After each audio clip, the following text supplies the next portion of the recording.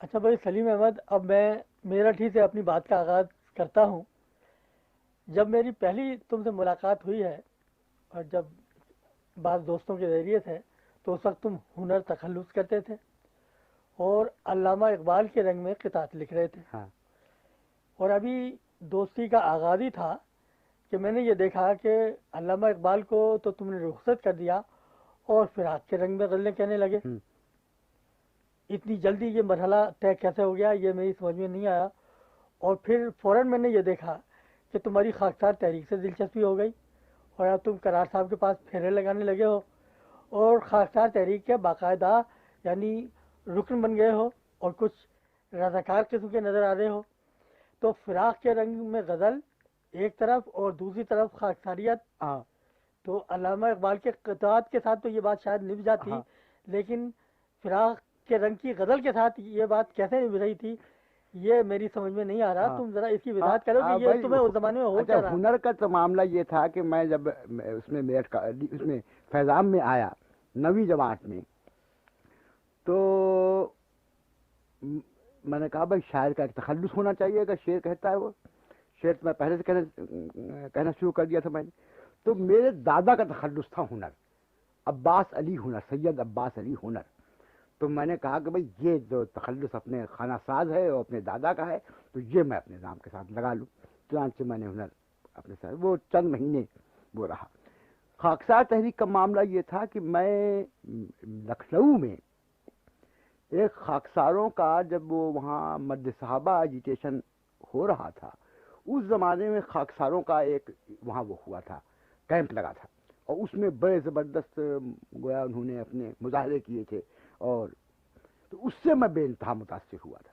تو اسی زمانے سے میں نے الاصلاح اپنے نام جاری کروا لیا تھا، اس میں علامہ شقی کے مضامین پڑھا کرتا۔ تو یہ دلچسپی میری میرٹھ آنے سے پہلے سے تھی۔ اب یہاں آیا تو جناب کررا حسین صاحب ہوں، معلوم ہوا خاکسار تحریک سے وابستہ ہیں، تو مجھے بڑی میرے گویا دوست تھے نعیم، مرحوم نعیم الدین صدیقی، وہ مجھے کررا صاحب کے پاس لے گئے۔ تو میں نے کررا صاحب سے کہا کہ صاحب میں اس زمانے میں وہ جو ایک انجمن ادارے ادبیہ تھی، وہ چاہتا، میں نے کہا اس میں آپ ایک مضمون پڑھ دیجیے۔ تو کہنے کہ ہاں میں پڑھ دوں گا۔ تو میں نے کہا صاحب موضوع بتا دیجیے۔ انہوں نے کہا کہ صاحب لونڈے بازی میرا مضمون ہوگا۔ ہوں، تو یہ کررا صاحب سے ہمارا پہلا معاملہ ہوا، تو اس سے کررا صاحب دلچسپی بڑھتی گئی۔ یہ فراق صاحب جو تھے، یہ عسکری صاحب نے میرے پیچھے لگایا اس میں۔ ہاں، انہوں نے یہ کیا کہ تمہیں یاد ہوگا کہ میں علامہ اقبال کے نظم کی نظمیں و غزلیں لکھتا تھا، لیکن کچھ قطعات میں نے لکھے تھے جو میری ذاتی زندگی سے تعلق رکھتے تھے۔ تو انہوں نے میری جو بیاض مانگی مجھ سے، تو انہوں نے علامہ اقبال وغیرہ کے رنگ کی ساری شاعری چھوڑ دی اور وہ قطعات منتخب کر لیے، اور کہا کہ تم اس رنگ میں کیوں نہیں کہتے۔ تو فراق صاحب کی عشقیہ شاعری آ چکی تھی، اور عسکری صاحب اس کے عظیم ترین مداحوں میں تھے۔ تو انہوں نے مجھے فراق صاحب کے پیچھے لگا، تو وہ فراق صاحب اس طرح اس زندگی۔ ویسے میں آج تک یہ سوچتا ہوں انضاء حسین کہ میری جو ذاتی زندگی ہے، اس کا کوئی اظہار گویا وہ نوعیت میرے ہاں اختیار نہیں کر سکا جو میری ذہنی زندگی کا تھا۔ تو فراق صاحب سے اور اس قسم کی شاعری سے میری دلچسپی جو ہے وہ میری ذاتی زندگی تک محدود ہے، لیکن نظریاتی زندگی میری اس سے الگ رہتی ہاں، تو یہ تو اصل میں تو اس سلسلے میں ایک سوال کرنے ہاں والا ہاں ہوں، ہاں لیکن پہلے ایک آدھ بات اور اسی قسم کی ہو جائے کہ تم فراق صاحب کے رنگ میں غزلیں لکھتے لکھتے ہاں پاکستان میں وارد ہوئے۔ بارش ہاں میں تو لاہور میں ہاں رہ ہاں گیا، ہاں تم کراچی چلے گئے، عسکری صاحب بھی پھر ہاں کراچی آ گئے، ہاں اور جو میں غزلیں تمہاری پڑھتا رہا وہ فراق کا رنگ تھا شروع میں، اور وہ ہمیں غزلیں بہت اچھی لگتی تھیں۔ اور یکا پھر ہم نے دیکھا کہ تمہاری شاعری میں ایک دوسرا رنگ آ گیا، اور وہ اس قسم کی غزل جسے کہ تغزل دشمن ہاں غزل کہنا ہاں ہاں چاہیے، ہاں تو بالکل ہی الٹ قسم کی، جو فراق کی کے رنگ کے بالکل متضاد ایک رنگ تھا۔ بالکل یہ تبدیلی کس طریقے سے تمہارے یہاں آئی؟ اگرچہ اس کے اثرات پھر بعد کی ہماری غزل پر بہت پڑے ہیں، اور اس قسم کی غزل جو ہے بہت ایک فیشن بن گئی، لیکن غالباً آغاز اس رنگ کا تم سے ہوا تھا۔ تو یہ خیال تمہیں، یہ تبدیلی کیسے آئی اب تمہارے یہاں؟ یہ قصہ یہ ہے کہ شاعری کا جب تم مسئلہ چھوڑ رہے ہیں، تو اس میں جب سے عسکری صاحب مجھے ملے اور انہوں نے مجھے فراق صاحب پر لگایا. اس وقت سے گویا یہ سمجھو کہ میں نے اپنی ذاتی شاعری کرنی چھوڑ دی. اور عسکری صاحب جو نمونے میرے سامنے رکھتے جاتے تھے کہ کبھی حسرت کا، کبھی حالی کا، کبھی داغ کا، کبھی یہاں تک کہ سودا کا، اور مطلب ایک آتش کا اور لکھنوی شعرا کا، کہ اسیر کا اور رند کا، وہ نمونے رکھتے جاتے تھے. وہ کہتے تھے کہ صاحب یہ کرو. اور اس سے وہ ایک عجیب بات کہا کرتے تھے جو میری اس وقت سمجھ میں نہیں آتی تھی. میں ان سے کہتا تھا کہ صاحب شاعری تو ذاتی جذبات اور ذاتی تجربے اور ذاتی زندگی کا اظہار ہے. وہ کہتے تھے کہ صاحب اس میں یہ آنے ہی نہیں دو. تا وقت کے بعد میں میری سمجھ میں آیا کہ وہ دس کہنا یہ چاہتے تھے کہ جب تک اظہار کے تمام سانچوں پر اور تمام اسالیب پر تمہاری دسترس نہ ہو جائے اس وقت تک گویا یہ کام شروع نہ ہو. چنانچہ انہوں نے یہ کیا کہ مجھے یہاں سے گویا شروع کیا اور پیچھے پیچھے پیچھے پیچھے پیچھے ہزاروں نمونوں در نمونوں میں لے گئے. ایک وقت ایسا آ گیا کہ جب انہوں نے کہا کہ سلیم احمد تم کو گویا غم کے اسالیب پر قابو ہو گیا ہے، تم تاثر پیدا کر لیتے ہو، تم گویا تمہیں قافیہ لکھنا آ گیا ہے، تم شعر کو مزیدار بنا سکتے ہو، مگر غم و غصے اور طنز کے اسالیب پر تمہارا کوئی تجربہ نہیں. تو اب ذرا تم طنز اور غم و غصہ اور جن کیفیات کو جو حجویات سے قریب ہیں ان کو ذرا برت کے دکھاؤ. وہ میں نے کام شروع کیا تو وہ اس سے وہ غزل جس کا تم اشارہ کر رہے ہو وہ برآمد ہو گئی.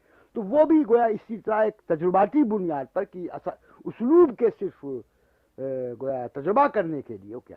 اور وہ ایک بات جو بعد میں ان کے ایک مضمون کو پڑھنے کی سمجھ میں آئی وہ گویا یہ تھی کہ وہ یہ کہتے تھے کہ شاعر اور ادیب کی ذمہ داری یہ ہے کہ وہ ادب کو وہ دے جو صرف ہندوستان اسے دے سکتا ہے. یعنی مشرق جو اسے دے سکتا ہے، ہندوستان کے ساتھ چین کا لفظ بھی لکھا کہ مشرق کیا دینا چاہتا ہے تو اس میں ہندوستان کیا دینا چاہتا ہے. اور ان کا خیال یہ تھا کہ یہ جتنی شاعری ہو رہی ہے، یہ جتنا بلکہ ادب لکھا جا رہا ہے، یہ گویا ایک مغرب کا ایک چربہ ہے جس کے اندر ہندوستان کی روح نہیں بولتی.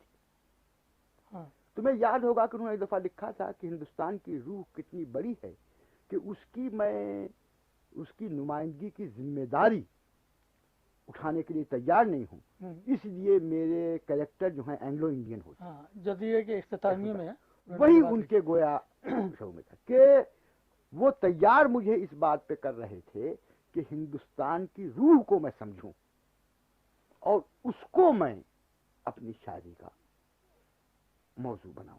اس کے لیے دو چیزیں ضروری تھیں.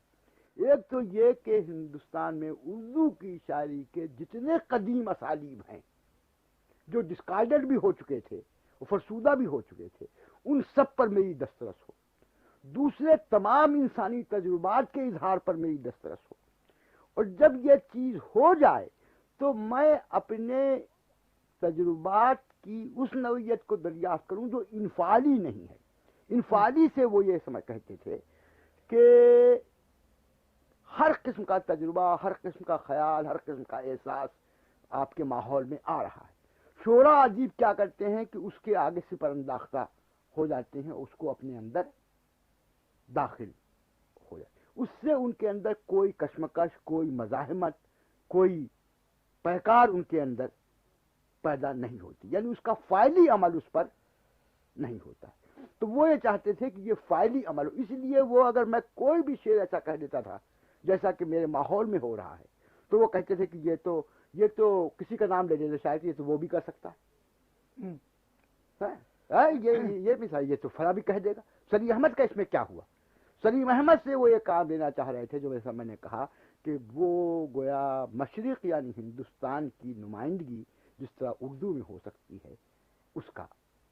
اب مجھے یہ پتہ نہیں کہ یہ جسے میں کہتا ہوں کہ تمہارے ساتھ جو سانحہ گزرا ہے میری دانش میں، وہ عسکری صاحب کی صحبت کی وجہ سے گزرا یا خود تمہارے اندر کوئی ایسی بات تھی؟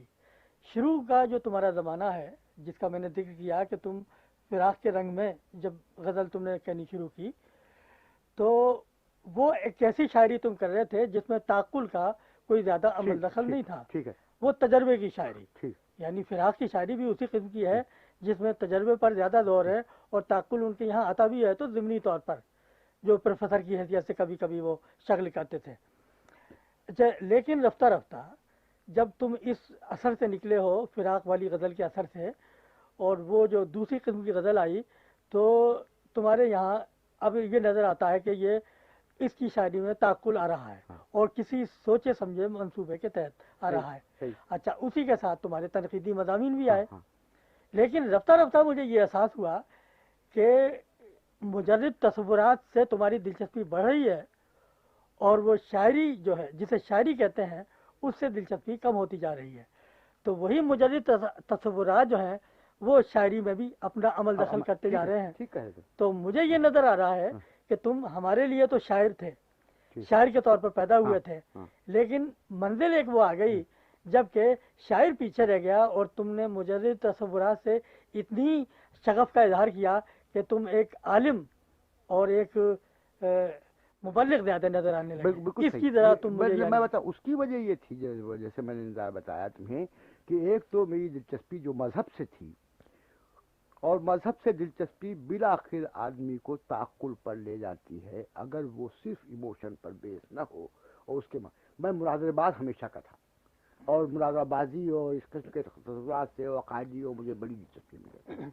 عسکری اس کا شاعری سے جب یہ بنتا ہے کہ عسکری صاحب نے جو کام مجھ سے لینا چاہا وہ بیسی شعور پہ کرتا تھا، وہ مطلب یہ کہ جس طرح ان کے اندر اس کے تجربے کی نوعیت ہوگی، لیکن میں جب خارجی طور پہ سمجھ شروع کرتا رہا تو میں سمجھتا تھا کہ یہ عقلی کام ہے کہ مجھے رند کے رنگ کی یا اسیر کے رنگ کی اس کو اپنے اندر جلب کرنا ہے اور اس کے بعد اس کو ریپروڈیوس کرنا ہے۔ تو یہ میں نے وہ لکھ دیا جو فقرہ ایک بار زبردست وہ بنا کے شاعری شعور کی اولاد ہے۔ تو وہ قصہ ہے کہ وہ کابھی میں یہ کر رہا تھا کہ ساری یہ شعور تھے کہ میں آج سودا کے رنگ میں کر رہا ہوں، کل پر میں اسیر کے رنگ میں کر رہا ہوں، پرسوں حسد کے رنگ میں کر رہا ہوں، تو یہ کوئی اس انسانی کو تجرباتی رویت تو یہ نہیں ہوتی۔ لیکن جب ایک وقت ایسا اس میں آ گیا جب میں نے عسکری صاحب سے کہہ دیا کہ اب یہ کام میں نہیں کروں، وہ جناب ناراض ہو گئے، اور جب میں نے غزلیں نہیں کہیں تو انہوں نے یہ کہا کہ سلیم احمد جو ہے اب لونڈوں کو خوش کرنے کے لیے شعر کہہ رہا ہے، اور ایک الزام انہیں مجھے میں لگایا کہ جو کام وہ کر سکتا ہے اس کے کرنے کے بجائے وہ شہرت کے پیچھے پڑ گیا ہے، اور جو کام انہوں نے کرایا اور بیاض میں اس کی 16-17 غزلیں ہیں، اس کی انتظار وہ ہائیسٹ انہوں نے تعریف کی کہ اگر وہ کسی شاعر کی کر دیں تو وہ شاید پاگل ہو جائے۔ انہوں نے یعنی یہ کہا کہ صاحب یہ کام وہ ہے کہ اگر فیض صاحب کر دیں تو ان کو فخر کرنا چاہیے۔ ناصر کاظمی کے بارے میں کہا کہ سلیم احمد کے 2 شعر ناصر کاظمی کے دونوں مجموعوں پر بھاری۔ ایک روز جا رہے تھے اور میں نے مجھ سے غزل سنی، تو مطلب یہ کہ میرا ہاتھ پکڑ لیا اور کہنے لگے کہ تجھے ہو کیا گیا ہے؟ میں نے کہا کہ صاحب کیا بات ہے؟ کہنے لگے کہ بھائی میں نے یہ پڑھا تھا کہ باغ و بہار جب امیر خسرو نے لکھی تو نظام الدین اولیاء رحمۃ اللہ علیہ بیمار تھے، وہ انہوں نے سنائی ان کو، تو انہوں نے کہا کہ میں شفا یاب ہو گیا، اور دعا دی باغ و بہار کو کہ یہ ہمیشہ باغ و بہار ہی ثابت ہو۔ کہنے کہ میں نے پڑھا تو تھا لیکن مجھے اس پہ یقین نہیں تھا، اب ذاتی تجربے سے مجھے اس پہ یقین آ گیا، تیری غزلیں سن کر میں شفا یاب ہو گیا، میں بیمار تھا۔ یہ انہوں نے ایک روز کہنے لگے کہ سلیم جو کام تو نے کیا ہے وہ تو کوئی اور تو کیا کرے گا، میں بھی نہیں کر سکتا۔ میں نے کہا صاحب آپ کیوں نہیں کر سکتے ہیں؟ آپ خود افسانہ نگار ہیں اور آپ تخلیقی کام اس میں کر سکتے ہیں۔ انہوں نے کہا نہیں، افسانے میں اس لیے نہیں کر سکتا کہ افسانے کے پیچھے یہ اتنی بڑی روایت نہیں ہے جتنی بڑی غزل کی روایت۔ تو یہ ان غزلوں کی یعنی انہوں نے یہ تعریفیں مجھ سے کی، اور ایک دفعہ میں نے ان سے شکایت کی کہ صاحب یہ تو آپ نے مجھ سے لکھنؤ کے رنگ میں غزلیں کہلائیں، یہ لکھنؤ کیسا ہے کہ آل رضا تک مجھے داد نہیں دیتے. تو انہوں نے کہا بھائی آل رضا تو عزیز احمد کے اس کے عزیز لکھنوی کے لکھنؤ کے ہیں، یہ آتش کے لکھنؤ کے تھوڑے ہی ہیں، ان کو کیا پتا لکھنؤ کیا چیز ہے. تو یہ ان کا رویہ تھا. اس کے بعد جب میں نے یہ کہا تو وہ بیزار ہو گئے مجھ سے. تو وہ اب تم اکائی پر ہو گئے تو اس میں دیکھو گے کہ میں نے اس سے کتنا اس کو وہ کیا ہے. اچھا یہ ہے کہ جہاں تک شاعری کا تعلق ہے اور ادب کا تعلق ہے تو عسکری صاحب نے جو جو تمہیں راستے دکھائے تم اس پر چلے اور اس میں تم نے بہت یعنی کمالات کیے جس سے انہوں نے تمہیں بہت داد دی بول کر. لیکن ایک دوسرا شعبہ جو ہے اس سے جب تمہاری دلچسپی بڑھی تو وہاں صورتحال کچھ مختلف ہو گئی. یعنی جب تمہارا دلچسپی اسلام سے زیادہ بڑھی اور تم نے اس قسم کا کام کیا کہ بھائی آج کے جو سیاق و سباق ہے، بالخصوص آج کے پاکستان کے جو سیاسی حالات ہیں ان کے پس منظر میں اسلام کی تشریح اور تفسیر، تو عسکری صاحب بھی اپنے طور پر یہ کام کر رہے تھے. لیکن یہاں تمہارا راستہ ایک ایسی اس سمت میں تم چلے گئے کہ عسکری صاحب منہ دیکھتے رہ گئے کہ بھائی یہ میرا شاگرد عزیز میں کیا کہہ رہا ہوں اور یہ اسلام کو کس طریقے سے سمجھ رہا ہے اور یہ ان لوگوں کے پیچھے چلا گیا جن سے عسکری صاحب بہت یعنی خائف ہاں نظر آتے تھے ہاں اسلام کی تفسیر اور تشریح کے سلسلے میں.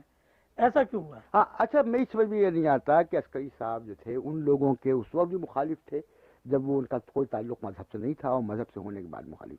میری اس سے مطلب یہ کہ زندگی کا میری یہ ایک المیہ ہے کہ عسکری صاحب سے کا انتقال جب ہوا تو 2.5 سال سے ہماری ان کی ملاقات بند ہو چکی تھی. اور ان کے جو سیاسی رجحانات تھے اور میرے جو سیاسی رجحانات تھے ان میں ایک اتنا بڑا تضاد اور سیاہ و سفید کا فرق تھا کہ ہم کہیں مل نہیں سکتے تھے. لیکن میرا مسئلہ یہ تھا کہ میں تو ان کو اپنا استاد اور استاد سے بہت زیادہ ان کو سمجھتا تھا. اور میں نے بقول تمہارے کہ تم کہا کرتے تھے کہ سلیم وہاں عسکری رہتے ہیں، عسکری کے لیفٹیننٹ سلیم احمد رہتے ہیں، تو میں نے تو مطلب یہ کہ یہ لکھا کہ میں انفرادیت کے نام پر بھی عسکری سے اختلاف نہیں کرتا اور جو جیسا وہ کہتے ہیں ویسا کرتا ہوں. مجھ سے انہوں نے یہ کہا کہ تم سیاسی مضامین لکھو، کیا تم لکھنے کے لیے تیار ہو؟ میں نے کہا کہ میں لکھنے کے لیے تیار ہوں. اچھا سر فلاں رسالہ نکل رہا ہے اس میں لکھنا. وہ رسالہ نہیں نکلا، اخبار نہیں نکلا، لیکن میں نے لکھنا شروع کر. تو عسکری صاحب نے مجھ سے شکایت کرنے کے بجائے دوسروں سے شکایت کی. یہاں تک کہ مظفری سید نے مجھ کو عسکری صاحب کی شکایت پہنچائی، کہا کہ وہ بہت ناراض ہیں اور بہت افسوس کر رہے تھے. میں نے کہا صاحب 2 مسئلے ہیں، یا تو وہ حکم دے دیں کہ یہ بند کر دو، میں آج ہی اس کو بند کر دوں گا، زندگی بھر ادھر لوٹ کے نہیں آؤں، یا مجھے قائل کر دیں. تو عسکری صاحب نے نہ حکم دیا نہ قائل کیا. اچھا اب میں ایک شخصیت کا اور ذکر کرتا ہوں کہ یہ عجیب بات ہے کہ ایک ایسی شخصیت تھی ہماری اور تمہاری دونوں کی زندگی میں جو شروع میں بہت ہمارے لیے انسپریشن کا اور فیضان کا ذریعہ تھی، لیکن میں یہ دیکھتا ہوں کہ اس کے بہت جلد وہ شخصیت تمہاری زندگی سے خارج ہو گئی. مثلاً کرار صاحب ہے جو ہمارے مشترک استاد تھے اور اس وقت تمہیں بھی وہ بہت انسپائر کرتے تھے، مجھے بھی کر رہے تھے. اور خاکسار تحریک میں جو تمہاری شمولیت تھی اس کا مطلب یہ ہے کہ تم کرار صاحب سے بہت قریب ہو گئے تھے اور ان کا بھی اسلام کا کو سمجھنے کا اور سمجھانے کا اپنا ایک اسلوب چلا آ رہا تھا. تو تم عسکری صاحب کو تمہاری زندگی میں اس طریقے سے آئے کہ کرار صاحب جو ہے تمہاری زندگی سے الگ ہوتے چلے جاتے ہیں. ادب کے سلسلے میں بھی تم ان سے کوئی یعنی فیضان حاصل کرتے نظر نہیں آتے، اور جب اسلام پر غور و فکر کا سلسلہ شروع ہوتا ہے تو تم عسکری صاحب سے انحراف کر کے جو جاتے ہو تو دوسرے مفکرین کی طرف، مولانا ابوالعلا مودودی کی طرف. وہ کرار صاحب بیچ میں کہاں رہ گئے؟ وہ تمہاری زندگی کرار صاحب کا معاملہ یہ ہے کہ آج تک اگر میں کوئی تقریر کرتا ہوں کہیں تو لوگ کہتے ہیں کہ کرار صاحب کی جوانی بول رہی. یعنی مجھ پر ان کے اتنے اثرات ہیں جذباتی طور پر اور وجدانی طور پر کہ میں سمجھتا ہوں کہ کرار صاحب جو ہیں وہ میرے انداز گفتگو تک میں کرار صاحب کی جھلک آتی ہے. لیکن کرار صاحب سے یہ تعلق میرا عسکری صاحب کی وجہ سے کچھ گہن میں آ گیا، اور عسکری صاحب نے میرے دماغ کو اتنا متاثر کیا کہ اس میں جو تعلق میرا جذباتی تھا کرار حسین سے وہ گویا دب گیا. اور ایک وقت گویا ایسا آ گیا، اب میں یہ بزرگوں کی باتیں ہیں، کہیں دنیا ریکارڈ یہاں ہو رہا ہے کہ دونوں استاد شاگرد بھی تھے اور دونوں میں تھا، لیکن اندر ان دونوں کے ایک قسم کی اچھا ہاں یعنی الگ طور پر جو عسکری صاحب مجھ سے کرار صاحب کے بات کرتے تھے تو سارے ادب و احترام کے باوجود وہ ایسا ہوتا تھا کہ جس کو تنقید کہا جا سکتا ہے. اور کرار صاحب بھی مجھ سے الگ بات کرتے تھے تو عسکری کے فیئر آف وومن اور یہ ان کی کمپلیکسز اور ان کی یہ ان چیزوں کا ذکر کرتے تھے. تو یہ کوئی کشمکش، میں نے کرار صاحب سے ایک دفعہ کہا تھا کہ صاحب میرے سینے میں وہ لکھا ہے شاہ ولی اللہ نے کہ صاحب میرے اندر جو ہے گویا علی کی محبت اتنی ہے کہ اگر میں اپنے دل کو آزاد چھوڑ دوں تو وہ اس طرح گویا علی کی طرف پھرتا ہے جس طرح طائر اپنی آشیاں کی طرف یا اونٹنی کا بچہ اونٹنی کی طرف دوڑتا ہے. لیکن مجھے حکم ہے کہ میں ابو بکر صدیق کی تعریف کروں. تو کہا میں نے کہا کہ صاحب میرے معاملے میں یہ ہے کہ میرے سینے میں بھی عسکری اور کرار حسین کی کشمکش ہوتی رہتی اور آج تک میں اس کو ریزالو نہیں کر سکا کہ وہ کس صورت. لیکن میں سمجھتا ہوں کہ عسکری صاحب کی موت کے بعد یہ اس کشمکش جو تھی یہ بہت حد تک وہ ہو گئی، اور اب گویا میں دونوں کی چیز اپنے دل و دماغ میں بہت گہرائی سے محسوس کرتا ہوں. اچھا، اب میں یہ سوچ رہا ہوں کہ جیسے سب یعنی بزرگوں ہی سے تمہارے تعلقات رہے ہیں، تمہارے ہم عصر بھی تو ہوں گے. مثلا میں جب مجھ سے کوئی بات کرتا ہے تو میں اپنے استادوں کا ذکر کرنے کے بعد تو یہ بھی کہتا ہوں کہ ناصر کاظمی میرا ایک ہم عصر تھا جس سے میں نے بڑے اثرات قبول کیے، تو اور ہم نے مل کر بہت کچھ ادب میں کرنے کی کوشش کی. تو تم نے کوئی ایسے ہم عصر بھی تمہارے ہیں نہیں، جن سے تمہارا کوئی رشتہ رہا میرا ہو جن کے المیہ ساتھ؟ یہ ہے کہ میں ذاتی تعلق میرا تم سے بھی ہے، ہاں ناصر کاظمی سے بھی تھا، جمیل جالبی سے ہے، علی سے ہے، عزیز حمید مدنی سے ہے، مجتبیٰ حسین سے ہے. جی یہ میرے بڑے جذباتی طور پہ قریب اور بہت یعنی مجھ کو عزیز ہیں. لیکن میرا اس سے تخلیقی تعلق کوئی نہیں. تمہارا تخلیقی تعلق بنا ہے لوگوں سے، لیکن میرا تخلیقی تعلق کسی آدمی سے نہیں بنا، اور نہ میں سمجھتا ہوں کہ ان میں سے کوئی آدمی ان مسائل سے کسی طرح بھی وابستہ رہا جو مسائل میرے ذہن کے اور جذبات کے بنے، یا کسی سے میرا اشتراک. میں عقلی طور پر بہت سی چیزیں تمہاری پسند کرتا ہوں، پڑھتا ہوں، بعض چیزوں میں تم سے بہت زیادہ قریب ہوں. مثلا جب تم علامتوں کے زوال کی بات کرتے ہو، نئے تصوف کی بات کرتے ہو، اور گویا ماضی کے ڈائمنشن کی بات کرتے ہو تو بہت زیادہ. لیکن تم سے بھی میرا کوئی تخلیقی رشتہ نہیں تو بنا. کہیں ایسا تو نہیں ہے کہ تمہارے جس قسم کا یعنی ذہنی مشاغل تھے اور جو سفر تھا ذہنی، تو اس میں ادب جو ہے ایک رستہ ہے، تم پہنچنا کہیں اور چاہتے تھے. یہ صحیح ہے. مثلا میں تو یہ ہے کہ میں تو ادبی میں رہنا چاہتا ہوں، ہاں تم ادب سے آگے کہیں پہنچنا چاہتے ہو. بالکل بالکل. تو وہ کیا یعنی اس کی ذرا وضاحت کرو کہ اب تمہاری زندگی میں ویسے تو تم اپنے ان مقامات تک پہنچ گئے ہو جہاں تم ادب جو ہے تمہارے لیے ضمنی حیثیت اختیار کر گیا ہے، لیکن اب آج کی صورتحال کیا ہے کہ تم اپنی شاعری کو کتنی اہمیت دیتے ہو، اور میرے متعلق کیا یعنی حکم ہے کہ میں تمہیں شاعر کے طور پر قبول کروں یا ایک مفکر اسلام کے طور پر؟ تو ذرا اس کی ذرا وضاحت ہو جائے بھائی ابھی میں مطلب یعنی جب میں نے ابھی ایک انٹرویو میں کہا، ان کا صاحب آپ کیا کرنا چاہ رہے ہیں؟ میں نے کہا صاحب میں 3 کتابیں لکھنا چاہ رہا ہوں. ایک کتاب تو گویا تصوف پر 20ویں صدی کے نقطۂ نظر سے، اور ایک اس چیز پر کہ جس کو کہتے ہیں مسلمانوں کا، ہندی مسلمانوں کا قومی تشخص یا تہذیبی تشخص، جس کو سمجھے بغیر ہم گویا اس قوم کے مسائل کو نہیں سمجھ سکتے. اور تیسری کتاب گویا وہ چیز جو میں نے اقبال ایک شاعر میں نہیں لکھی، اور گویا جس کو میں اقبال پر اپنی بات کو ختم کرنے کے لیے اتمام حجت کے طور پہ لکھنا چاہتا ہوں. تو اس میں سے تینوں چیزوں میں میری شاعری ملا.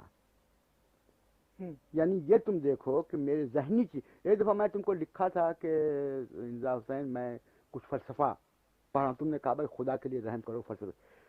کیا تم یہ انداز سمجھ سکتے ہو کہ 25 سال سے میں نے شاعری اور فکشن نہیں پڑھا؟ یعنی یوں رسالے میں کوئی دیکھ لیا ہو یا کسی کتاب پہ تبصرہ کرنے کے لیے کچھ دیکھ لیا ہو، لیکن میرا انٹرسٹ جو تھا اس سے کم تر ہوتا گیا. اچھا، اس پر مجھے ایک بات یاد آ گئی. جب فکشن کا تم نے حوالہ دیا کہ جب تم میرٹھ میں تھے تو تم نے باقاعدہ کچھ افسانے لکھنے کی کوشش کی اور ایک کہانی ایسی سنائی تھی جو میں آج بھی جب میں اس کا تصور کرتا ہوں تو مجھے لگتا ہے کہ وہ بہت اچھی کہانی لکھی گئی تھی. لیکن اس کے بعد میں نے یہ دیکھا کہ تمہارا فکشن کی طرف کوئی رجحان ہے ہی نہیں، اور ادبی نقاد کی حیثیت سے بھی تم نے فکشن سے کوئی غرض رکھی ہی نہیں، شاعری پر گفتگو کرتے نظر آتے ہو تم ساری اپنی ادبی تنقید میں. یہ فکشن کا کھانا تمہارے یہاں سے کیوں یعنی خارج ہو گیا؟ بھائی میں مطلب فکشن جو تھا اس قدر دلچسپی سے پڑھتے، تم کو زمانہ یاد ہی ہے کہ تم کو کہ میں نے داستانوں سے لے کر تریس موشربہ اور امیر حمزہ اور لال نامہ اور باختر نامہ، یہ جو 52 جلدیں 52 دفاتر تھے سارے پڑھے. اس کے بعد سرشار پڑھا، اس کے بعد سارا فکشن یہ میں پڑھتا رہا،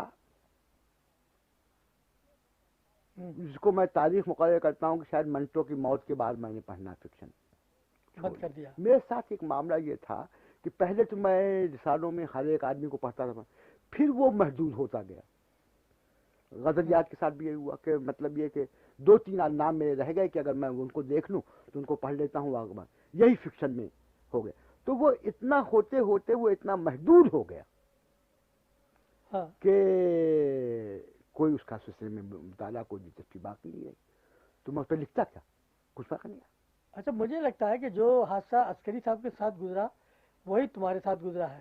یعنی عسکری صاحب بھی چونکہ ان منازل میں تھے کہ رفتہ رفتہ وہ اپنا جو عہد تھا ان کا ادبی عہد، اس کے متعلق ان کا رویہ کچھ ایک کیسا ہو گیا تحقیر کا تھا کہ اس زمانے میں کیا لکھا جا رہا ہے، اور اس رویے کا نتیجہ یہ ہوا کہ وہ اپنے عہد سے نکل ہی گئے اور وہ کچھ اور یعنی باہر کا ادب پڑھنے لگے اونچا، اور پھر اس کے بعد وہ ادبی سے نکل گئے.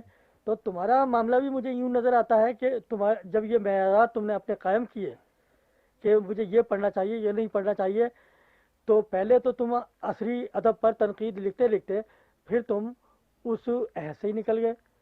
پھر تم نے کہا کہ اب میں کیا پڑھوں، منٹو تو مر گیا ہے، اور شاعری میں کیا پڑھوں بھئی، اب کیا لکھا جا رہا ہے.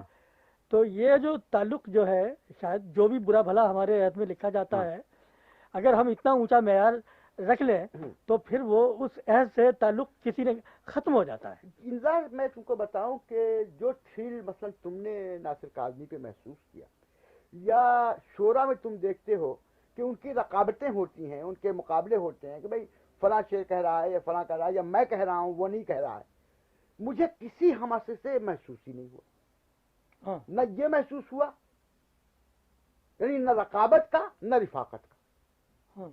تو یہ جو چیز میرے اندر پیدا ہو گئی، یہ عسکری صاحب کی وجہ سے کہو یا کسی وجہ سے کہو، لیکن میرے اندر یہ چیز پیدا ہو گئی اور اس کا مجھ کو بہت بڑا نقصان گویا برداشت کرنا پڑا. اور اب میں محسوس کرتا ہوں کہ اب میں زیادہ قریب ہو کر اپنے ہم اثروں کو دیکھ رہا ہوں اور پڑھ رہا ہوں اور ان سے کوئی رابطہ قائم کرنے کی کوشش کر رہا ہوں. لیکن 20-25 سال میرا یہ عالم رہا ہے کہ میرا اس سے کوئی تعلق کسی قسم کا باقی نہیں. یہ تعلق تو تمہارا اس حیثیت میں بھی قائم رہنا چاہیے تھا کہ تم نے یعنی غزل کہنے کے ساتھ ساتھ ادبی تنقید میں بھی قدم رکھا، اور یہ منازل تو بعد میں آئے ہیں جو اب تم نے مذہبی تصورات پر جو گفتگو شروع کی اور سیاسی مضامین لکھے. لیکن شروع کا جو دور ہے تمہارا، تو ایک بہت اچھے نقاد کی حیثیت سے تم نظر آتے ہو، اور اس تنقید میں وہ مسائل نہیں ہیں جو آج کے ہیں، سیدھی سچی ادبی تنقید ہے وہ. اس میں بھی اس کے واسطے سے بھی تمہارا اپنے حد سے تعلق قائم تھا جب کہ تم نئی نظم اور پورا آدمی لکھ رہے تھے یا اور مضامین. تو یہ ادبی تنقید से भी यानी बेताल्लुकी तुम्हारे यहाँ क्यों, नहीं, किस वजह से इसमें पैदा हुई? एक बात को जो तुमको बता देना जरूरी है कि मैं नई नज्म पूरा आदमी मैंने लिखा, वो गजलियात लिख रहा था, फला कर रहा था। इसमें एक पीरियड आया सन 63 में कि जब मुझे नर्वस ब्रेकडाउन, उस नर्वस ब्रेकडाउन की मेरी जिंदगी में बड़ी जबरदस्त अहमियत है, क्योंकि वो गोया एक मजहबी दीवानगी का मजहर था। यानी वो कैफियत ये थी इंतजार कि मैं रात रात भर नमाज पढ़ता रहता और कुरान की तिलावत करता रहता और पूरी पूरी रात गोया मैं सजदे में रहता। तो वो 7 दौरे मुझको हुए। उसने मेरे शऊर की कैफियत को इस तरह मुनकलिब कर दिया कि मुझे मतलब ये कि शेर व अदब से, और मेरा ये वही वक्त है जब मैं सबसे ज्यादा पुरजोश होकर शेर व अदब के बारे में लिख रहा। यानी सन 61 में नई नज्म पूरा आदमी आई है, ये सन 63 का गोया जिक्र है। उसके बाद से ये मेरे अंदर कैफियत बढ़ती चली गई, यहाँ तक कि ये आलम था कि मैं टहल टहल कर गोया ये कहता था और खुदा से दुआ मांगता था कि खुदा इसको कुछ कम करे, और अपने आप से कहता था कि साहब कोई मैं डिफेंडर ऑफ फेथ नहीं हूँ, मेरा मनसब ये नहीं है कि मैं ये करूँ, ये अपने आप को समझाता था।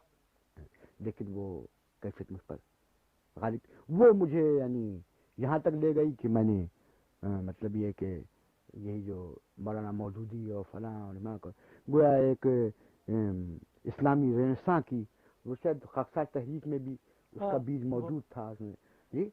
तो वो गोया वो मुझ पर, लेकिन अब मैं एक बैलेंस अपने अंदर महसूस कर रहा हूँ और मेरी अदबी दिलचस्पी फिर रिवाइव हो रही, जो गोया 20-25 साल। यानी तुमको ये है कि मैंने कोई मजमुआ शेरी या अफसानवी नहीं कहा।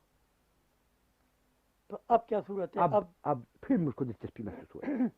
तो ये जो हमारा अहद में जो अदब लिखा गया है, तुम दोबारा इसमें यानी मैं दोबारा इसमें रुजू कर रहे हो, पढ़ रहे हो उसे, तो अब ये जो वापस सी हुई है और अब इस अदब को देख रहे हो, तो इसके बारे में क्या तुम्हारा तासुर है?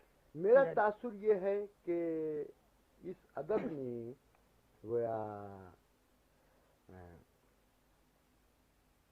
इसकी जो मुख्तलिफ जिहाद रही हैं उसमें कुछ डायमेंशंस की तो कमी है, यानी इन माना में कि ये पॉलिटिकल और साइकोलॉजिकल ज़्यादा रहा है। यानी या तो लोग अपने जज्बाती और नफ्सियाती मसाइल लिखते रहे हैं, या मतलब ये कि सियासी चीज़ें लिखते रहे। लेकिन इसमें एक डायमेंशन जो मेटाफिजिकल तजुर्बे की है वो इसमें से मादूम है, जिसकी वजह से ये तजुर्बात में गहराई और वो मानवियत और वो चीज़ पैदा नहीं होती। चूँकि मैं समझता हूँ कि वो 7 दौरे मेरे जो थे उनमें मुझे ऐसे तजुर्बात हुए हैं कि जो इस डायमेंशन को समेटते हैं। तो मैं उनकी तलाश में हूँ कि ये कमी जो हमारे अदब में, ये बावजूद इसके कि ये बहुत जानदार और बहुत अपने अहद को है, लेकिन इसमें ये। अच्छा, मैं इस सिलसिले में एक बात ये पूछना चाहता हूँ कि वैसे जब तुम शेर व अदब से हटकर जब तुम इजहार ख्याल करते हो तो ये अहद जो है तुम्हारे लिए बहुत बड़ा मसला नज़र आता है। पाकिस्तान की जो सियासी सूरत हाल है, जो मामलात व मसाइल हैं, उनमें तुम्हारा बहुत शगफ नज़र आता है। उस सियाक व सबाक में तुम सोचते हो और इजहार ख्याल करते हो, लोगों से आपकी लड़ाइयाँ होती हैं। लेकिन जब तुम शेर कहते हो तो इस किस्म का ताल्लुक जो है अपने अहद से वो कहीं नज़र बहुत कम नज़र आता है। यानी एक्शन और रिएक्शन जो है ना, उस तरीके से शायरी में तुम्हारे यहाँ नज़र नहीं आता जिस तरीके से मज़ामीन में है। ये बिल्कुल ठीक। सवाए एक नज़्म मशरिक़ थी। मशरिक़ में तो मैं अपने माहौल से बहुत ज़्यादा वाबस्ता हूँ। वो चूँकि छपी नहीं है, लिहाजा उसके वो मेरी पूरी ज़िंदगी से वो जो मैं तुमसे कह रहा हूँ कि मेरी ज़िंदगी से गोया शख्सी एलिमेंट और शख्सी दिलचस्पी जितनी चीज़ें हैं वो कम हो गई और ज़्यादा ये बढ़ गई कि वो टेक्निक और उसका उसलूब, जैसे मैं कह रहा था कि तमाम कदीम और जदीद जिंदा और मुर्दा असालीब के तजुर्बे, उसमें मेरे 25-30 साल लग गए। لیکن شاید اب میں اس سے فائدہ اٹھا کر کوئی کام ایسا کر سکوں جس میں یہ نہیں، اب تو صورت مجھے یہ نظر آ رہی ہے ساری گفتگو سے تمہاری، کہ ایک تو یہ کہ اردو شاعری کے جو اسالیب ہیں ان سب پر تمہیں سے آشنائی اور پوری قدرت اسے تم نے کھنگال کر دیکھ لیا، اور اس کے بعد تم ایک ایسے تجربے سے گزرے ہو بالکل جس کی کہ جہت کچھ مابعدود طبیعتی ہے، بالکل جس قسم کے تجربے سے کوئی ایک صوفی گزر سکتا ٹھیک ہے، ہے ٹھیک ہے تو وہ تجربہ تمہارے پاس ہے، ہوں، اور وہ سارا یعنی جو وہ اسالیب ہیں اردو شاعری کے وہ تمہاری گرفت میں ہے، تو اب تو یعنی مجھے یہ احساس ہو رہا ہے کہ تم کوئی شاعری میں کوئی بڑا کام کر سکتے ہو۔ مجھے بھی امید یہی ہے، مجھے بھی امید یہ کہ اسکئی صاحب نے جو 21 سال اس کو ریاضت کرائی، شاید یہ وقت وہ ہے کہ اب اس کا کوئی ثمر مجھے حاصل ہو سکے، کیونکہ یہ بات میں نے گویا سیکھ لی تھی اور انہوں نے کہا تھا کہ جب پہلا کام تو لفظوں کو جوڑنا، یعنی اس کے جوڑنے کی جتنی قسمیں بھی ہو سکتی ہیں اور ان کے سانچے بنانے، جب وہ بنا چکو تو پھر اس میں اپنے تجربے کی روح بھرنی، تو گویا ایک فیز اس کا مکمل ہو چکا ہے۔ اب اگر میرے پاس کوئی زندگی باقی ہے تو میرے پاس ایسے تجربات ہیں اور ان کے اظہار کے ایسے سانچے ہیں کہ جو ہم اکثر شاعری کے پاس نہیں، شاید میں وہ کام کر سکتا۔ اچھا، تو اس وقت جو شاعری میں تجربے ہو رہے ہیں، کوئی نثری نظم ہے اور اس سے پہلے جو تجربے ہو چکے ہیں ان پر تو تم اظہار خیال کر ہی چکے ہو، تو اس وقت جو شاعری ہو رہی ہے ہمارے غزل سے ہٹ کر اور غزل میں، اس کے بارے میں تم مجھے بتاؤ، بالخصوص یہ نثری نظم کا مسئلہ جو ہے آج کل۔ نثری نظم میں مطلب یہ کہ نثری نظم کا ابھی تک بطور ایک آرٹ فارم کے اس کا کوئی اصول یا اس کا کوئی وہ پہلے، یعنی یہ معلوم ہوا کہ اس میں کچھ تجربات کی تشکیل کی جا سکتی ہے، کچھ تجربات کا اظہار کیا جا سکتا ہے، لیکن ان تجربات کی جمالیاتی قدر و قیمت کیا ہوگی اس کا تعین جو ہے بہت دشوار ہے۔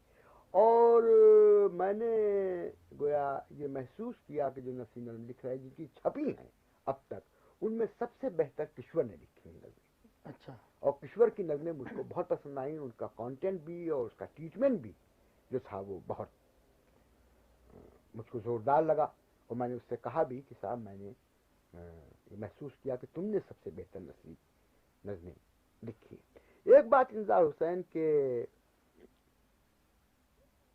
غزل میں جو جذباتی شاعری ہوئی ہے اور فکشن میں جو جذباتی فکشن لکھا گیا ہے، اس کی روایت ہمارے ہاں اتنی ضرور موجود ہے کہ جذباتی نثری نظم آسانی سے لکھی جا سکتی، لیکن اگر صرف جذباتی تجربات ہی کا اظہار بیان کرنے کی ضرورت ہے تو وہ مطلب یہ اس کے لیے نثری نظم کی کیا ضرورت ہے، یہ میں سوچتا ہوں۔ اب اس میں بھی یہ ہے نا کہ ایک تو ہوتا ہے جذبے کا اظہار اور ایک ہوتی ہے جذباتیت، جذباتی تو ہمارے یہاں جو ایک چلا آ رہی ہے روایت، وہ جذباتیت کو ہم نے جذبے کے ساتھ کچھ گڑبڑ کر دیا ہے، کچھ یہ خرابی بھی چلی آ رہی ہے ہماری شاعری میں بھی اور ہمارے افسانے میں بھی۔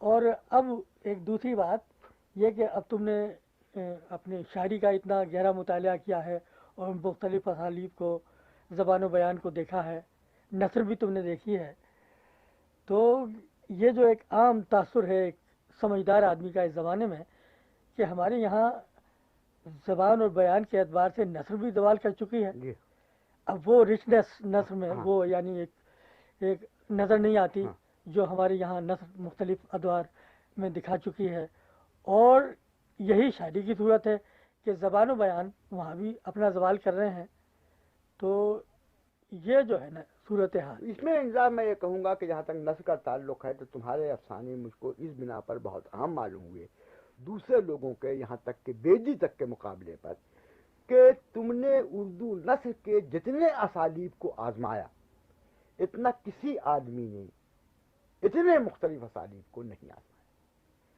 اور تم کو میں یہ بتاؤں کہ ریڈیو کی ملازمت میں نے بھی نثر کے اتنے اسالیب آزمائے کہ شاید کسی فکشن رائٹر نے اتنے نثر، یعنی مختلف قسم کی نثریں، تجزیاتی نثر اور عقل محض کی نثر لے کر جذباتی ترین نثر، کوئی اسلوب ایسا نہیں تھا جس کی میں نے وہاں. اب دیکھو تم نے ریڈیو کا حوالہ دے دیا ہے تو اب مجھے یہ احساس ہو رہا ہے کہ ایک شاعر کی حیثیت سے اور ایک ادیب کی حیثیت سے تم شروع سے دشمنوں میں گھرے ہوئے رہے ہو. ایک تو یہ مجرد تصورات ہلکا ڈالے رہے تمہارے، ایک یہ ریڈیو اور اس کے بعد ٹی وی، یہ تمہارے دو بہت بڑے دشمن مجھے نظر آتے ہیں کہ اس میں بھی یہ جو تمہاری تخلیقی یعنی جوہر ہے اس میں مجھے کچھ خاصا ضائع ہوتا نظر آتا ہے. وہ تو ویسے تو ہم سبھی یہ کام کرتے ہیں، میں اخبار نویسی کرتا ہوں، ریڈیو کے لیے بھی لکھتا رہا ہوں، لیکن جس طریقے سے یہ میڈیا جو ہے نا، ریڈیو، ٹی وی اور پھر یہ تعقل، انہوں نے تمہیں یعنی ضرر پہنچایا، مجھے لگتا ہے کہ اور کسی لکھنے والوں کو اس طریقے سے نہیں پہنچایا ہے.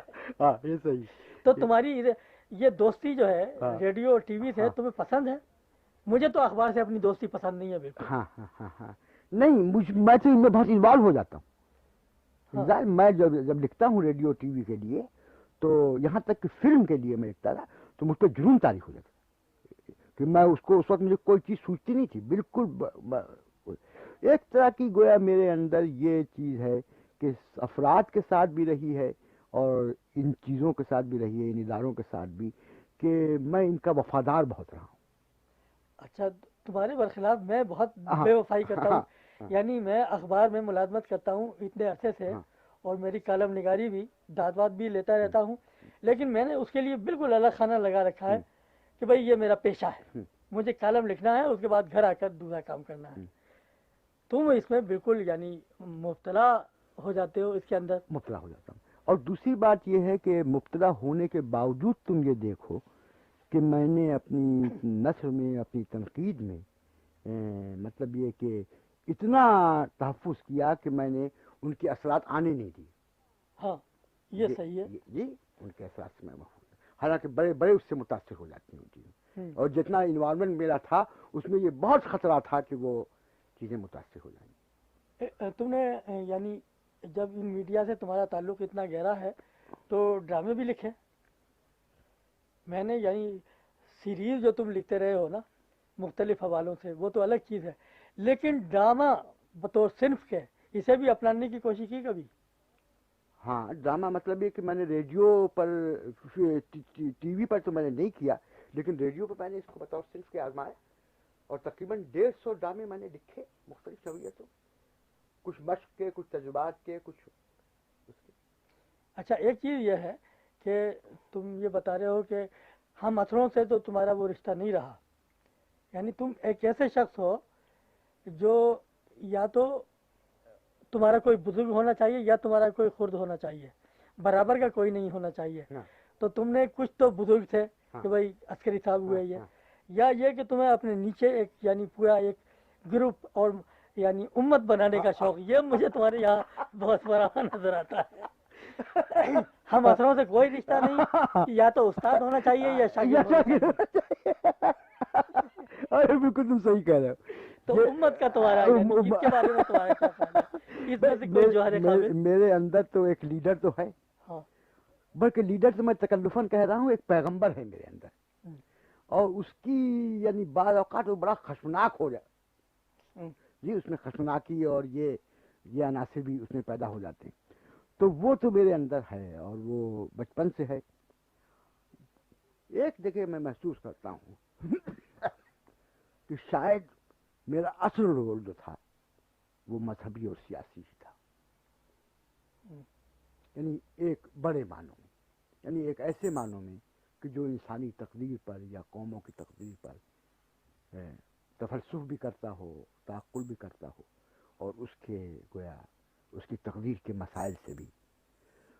اور یہ شعر و ادب کا کام گویا مجھے، میں کہتا ہوں بھائی چھوٹا چھوٹا چڑیا لوگ ہے، چی چی چی چی چی چی کر رہا ہے، ایک غزل لکھ لی ہے تو کہہ رہا ہے کہ بس میں تو کائنات کا سب سے بڑا آدمی ہو گیا.